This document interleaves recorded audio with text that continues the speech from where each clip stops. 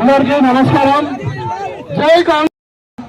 మన నియోజకవర్గానికి మన ప్రియతమ నాయకుడు, మన నిజామాబాద్ జిల్లా బుద్ధుబిడ్డ, మన పిసిసి అధ్యక్షుడిగా మొట్టమొదటిసారిగా రావడం మన అందరం కూడా ఘనస్వాగతం. భూపతి రెడ్డి గారు, వేదిక పెద్దలందరూ, ఎమ్మెల్సీ జిల్లా అధ్యక్షుడి నుంచి ఈ రోజు వరకు సాగిన ప్రయాణంలో మీ అందరి సహకారం తోడ్పాటు. నిజామాబాద్ జిల్లా బిడ్డగా ఒక మారుమూల గ్రామం రాత్నగర్ లో పుట్టి ఈ స్థాయికి వచ్చినానంటే మీ అందరి యొక్క ఆశీర్వాదం, సహకారం, ఆ భగవంతుడి సహకారం వల్ల రాగలిగినాం. ఇవాళ మంచి నాయకుడు మీకు దొరికినాడు.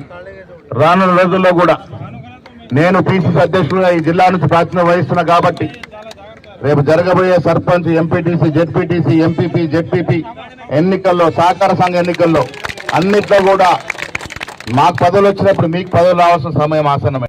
మీ అందరికి పదవులు వచ్చిన రోజునే కాంగ్రెస్ పార్టీ సంపూర్ణంగా సంతోషంగా ఉంటది. మాకై పదవులు ఎవరి వల్ల వచ్చినాయి? మీ వల్ల వచ్చినాయి.